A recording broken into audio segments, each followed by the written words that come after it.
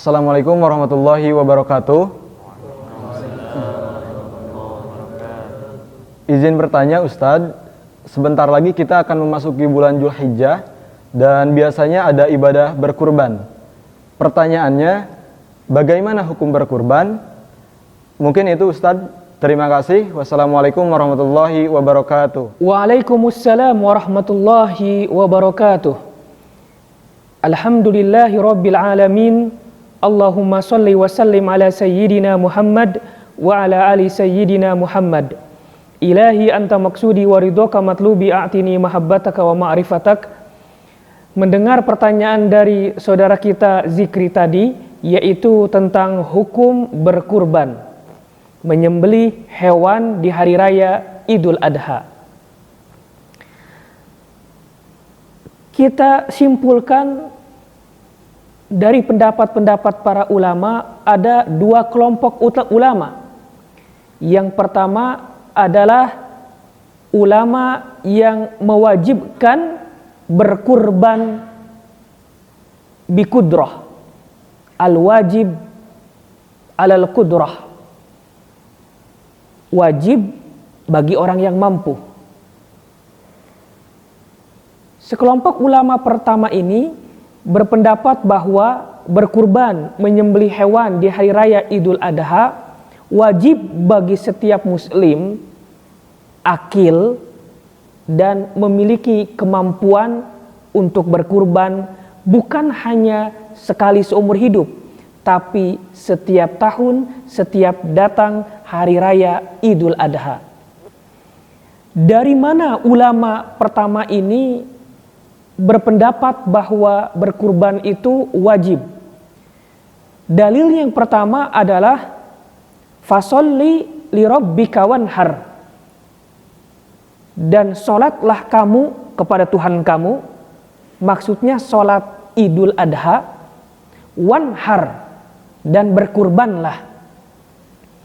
Kata wanhar, inhar, itu fi'lu amrin, kata kerja yang menunjukkan kepada perintah. Kaidahnya adalah al-amru lil wujub. Perintah itu menunjukkan kepada kewajiban. Dari sini para ulama, kelompok pertama menyimpulkan berkurban hukumnya wajib, karena kata kerjanya menggunakan fi'il amr atau kata kerja perintah. Dalil yang kedua yaitu hadis dari baginda Nabi Muhammad SAW. Beliau bersabda, man wajada sa'atan falam yudahi fala yaqrabanna musallana.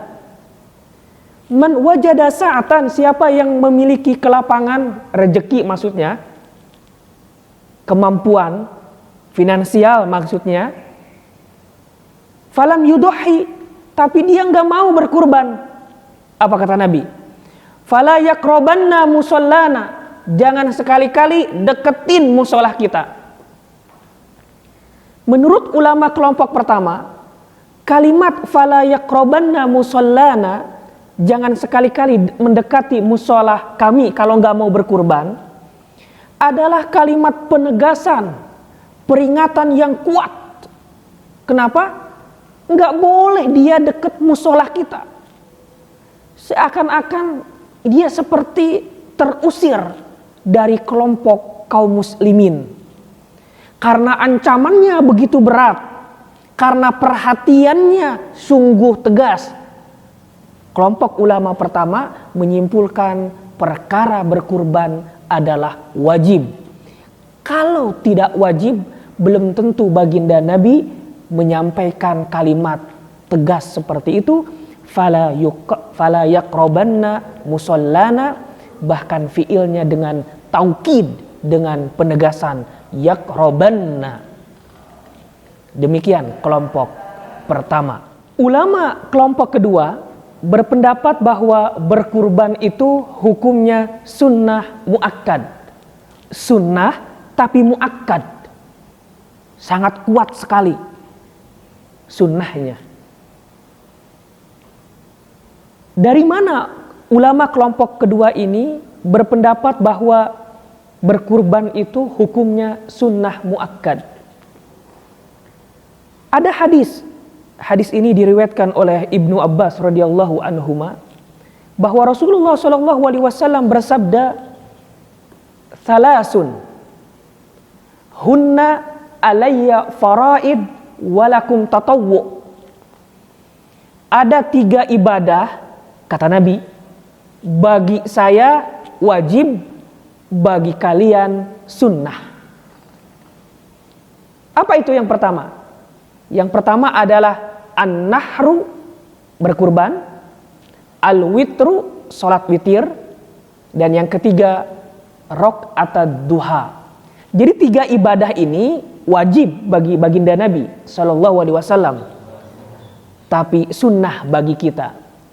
Karenanya ulama kelompok kedua mengatakan dari hadis ini kita paham bahwa Rasul sendiri yang menentukan ibadah kurban adalah sunnah.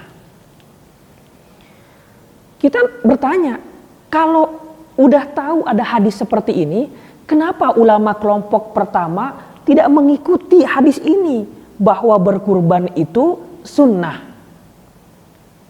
Tahu kenapa? Karena ulama kelompok pertama menilai bahwa hadis ini adalah dhaif. Imam An-Nawawi menjelaskan bahwa hadis ini dhaif. Ibnu Hajar Al-Asqalani menilai hadis ini juga dhaif, lemah. Padahal hadis ini diriwayatkan oleh Imam Ahmad dalam kitab Musnad Ahmad dan juga diriwayatkan oleh Imam Al-Baihaqi.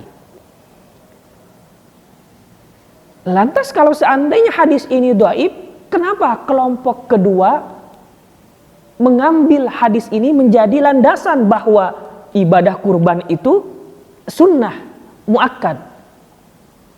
Kelompok kedua menilai benar hadis ini dhaif, tapi hadis ini diriwayatkan oleh banyak periwayat, diriwayatkan oleh berbagai ulama. Karenanya naik kualitasnya dari dhaif menjadi hasan li ghairihi, sehingga bisa menjadi hujjah bahwa ibadah kurban itu adalah sunnah. Dalil kedua yang disampaikan oleh ulama kelompok kedua yang mengatakan bahwa ibadah kurban itu adalah sunnah muakkad adalah hadis yang diriwayatkan oleh Ummu Salamah radhiyallahu anha bahwa Rasulullah shallallahu alaihi wasallam bersabda. Hadis ini sahih, diriwayatkan oleh Imam Muslim dalam kitab Sahih Muslim. Idza dakhalatil ashru, idza dakhalat al ashru. Dalam riwayat lain, idza dakhala al ashru. Idza dakhalat al-ashru wa arada an yudhhiya fala yamassa min sya'arihi wa basyarihi syai'an. Kalau datang 10 Zulhijjah wa arada an yudhhiya wa arada ahadukum an yudhhiya, dan di antara kalian ingin menyembelih hewan kurban di hari raya Idul Adha. Kata-kata aroda di sini diartikan oleh ulama kelompok kedua adalah at-takhyir, pilihan. Yang namanya ingin, yang mau aja. Kalau yang gak mau, gak apa-apa. Nabi bilang gitu, kata ulama kelompok kedua. Karena ini at-takhyir, pilihan, aroda, yang mau ingin atau yang mau, maka bukan wajib, tapi sunnah. Kalau seandainya Idul Kurban itu, menyembelih hewan kurban di hari raya Idul Adha itu wajib, tentu baginda Nabi Muhammad SAW tidak akan menyampaikan aroda, ingin. Karena kata-kata aroda adalah berarti keberlangsungannya diserahkan kepada hamba Allah. Yang mau silahkan, yang gak mau juga gak apa-apa. Dari sini ulama kelompok kedua menyimpulkan bahwa berkurban adalah sunnah muakkad. Nah, kita bertanya lagi, kenapa ulama kelompok pertama tidak memahami hadis ini seperti kelompok kedua? Kata ulama kelompok pertama yang menilai bahwa ibadah kurban itu wajib, memahami hadis ini, wa idza arada ahadukum an yudhhiya, jika di antara kalian ingin menyembelih hewan kurban, ingin di sini bukan at-tahyir. Iradah di sini, ingin ini adalah kebalikan dari as-sah'u. Maksudnya apa? Siapa saja yang sadar, siapa saja yang tahu datangnya 10 Dzulhijjah, maka dia berkurban. Kalau nggak tahu mah nggak usah berkurban. Begitu maksudnya. Bukan berarti pilihan. Kenapa ulama pertama memahami seperti ini? Karena kata kelompok ulama pertama ada hadis yang lain. Hadis ini juga diriwayatkan oleh Imam Muslim dalam kitab Sahih Muslim. Idza arada ahadukum an ya'tiya yaumal jumu'ah falyagtasil. Kalau di antara kalian ingin datang sholat Jumat, maka hendaklah mandi. Tuh, pertanyaannya kata ulama kelompok pertama, sholat Jumat wajib apa sunnah? Wajib. Tapi di situ menggunakan kata aroda. Berarti kata aroda di sini bukan at-tahyir. Kalau seandainya aroda ini at-tahyir, berarti sholat Jumat nggak wajib, sunnah. Apa bedanya aroda ingin sholat Jumat sama ingin menyembelih? Kata ulama kelompok pertama. Dijawab lagi sama ulama kelompok kedua. Hadis man arada an ya'tiya yaumal jum'ah falyagtasil, siapa saja yang ingin sholat Jumat maka hendaklah mandi. Ingin ini, iradah ini ta'alluqnya bukan kepada sholat Jumat, tapi kepada mandinya. Uslubnya, makna uslubnya enggak seperti itu.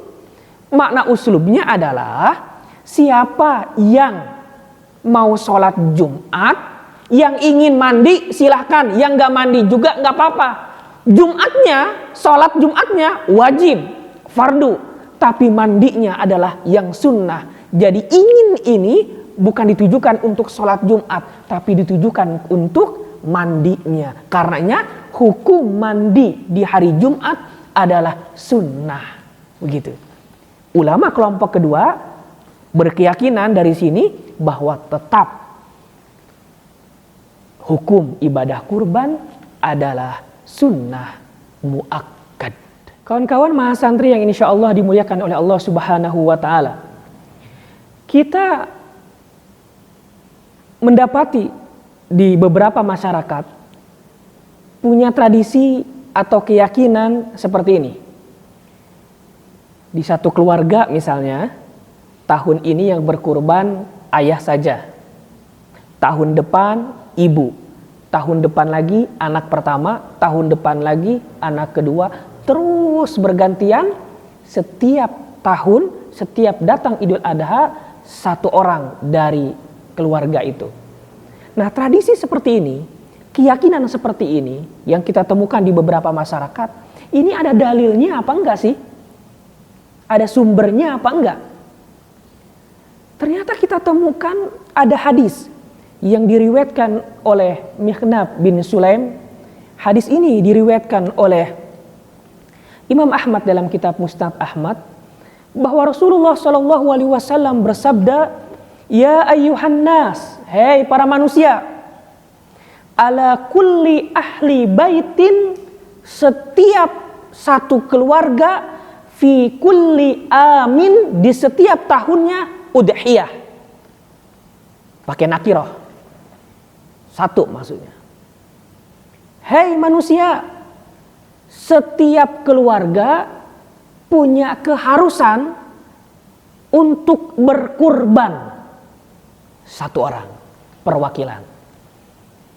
Jadi boleh jadi masyarakat tadi atau satu keluarga yang punya tradisi di setiap tahun berkurban, tapi satu orang, ayahnya, tahun berikutnya istrinya, tahun berikutnya putra pertama, tahun berikutnya putra kedua, berdasarkan dalil hadis ini.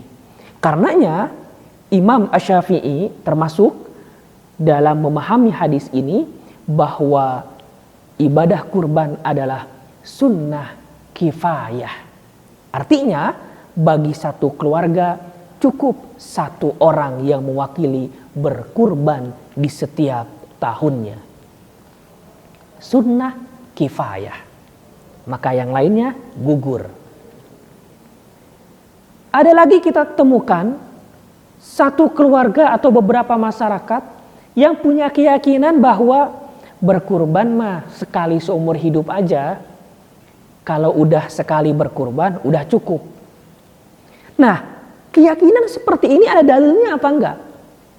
Kalau kita cari-cari, kita temukan bahwa ada kaidah dari kaidah fikhiyah bahwa al-amru la yaqtadi at-tiqrar. Perintah itu tidak mengandung pengulangan. Jadi kalau seandainya udah dipenuhi dengan satu kali, maka tidak perlu diulang di setiap tahunnya. Karena sunnah.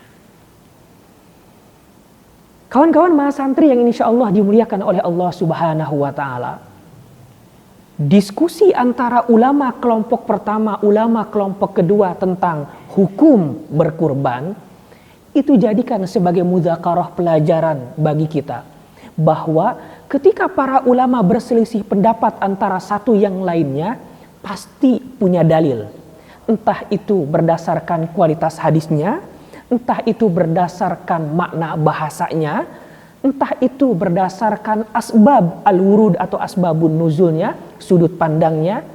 Maka kita lebih memahami satu sama yang lain ketika berbeda pendapat.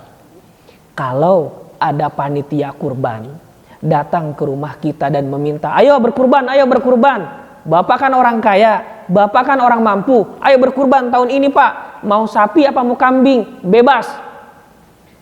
Jangan langsung marah. Kita berbaik sangka, bisa jadi panitia itu mengambil pendapat yang pertama, bahwa berkurban hukumnya wajib ma'al qudrah, dan kita dinilai sebagai orang yang mampu, dan panitia tidak mau kalau kita masuk ke dalam lembah dosa, akhirnya diingatkan untuk berkurban. Begitu juga kalau seandainya kita melihat ada muslim, orang kaya, orang mampu kelihatannya, tapi nggak berkurban. Jangan buru-buru mengatakan bahwa orang itu pelit. Jangan buru-buru menilai bahwa orang itu berdosa. Mungkin orang itu mengambil pendapat yang kedua, bahwa berkurban hukumnya adalah sunnah muakkad. Mungkin pada saat itu dia mampu uang untuk membeli hewan kurban, tapi dari waktu bersamaan ada kebutuhan lain yang mendesak sehingga dananya dialihkan ke yang lain. Pada prinsipnya, kalau yang mau berkurban, insya Allah banyak pahalanya. Yang punya kemampuan harta, kelapangan rezeki, berkurban. Tapi yang tidak punya kemampuan, bisa melakukan amal yang lain, entah itu dengan membantu membagikan hewan-hewan kurban hasil sembelihan, dan ini juga menjadi ladang amal ibadah. Kawan-kawan mahasantri yang insya Allah dimuliakan oleh Allah Subhanahu wa Ta'ala, demikian mudzakarah tentang hukum berkurban. Semoga ada manfaatnya. Insya Allah kita akan sambung kembali. Wassalamualaikum warahmatullahi wabarakatuh.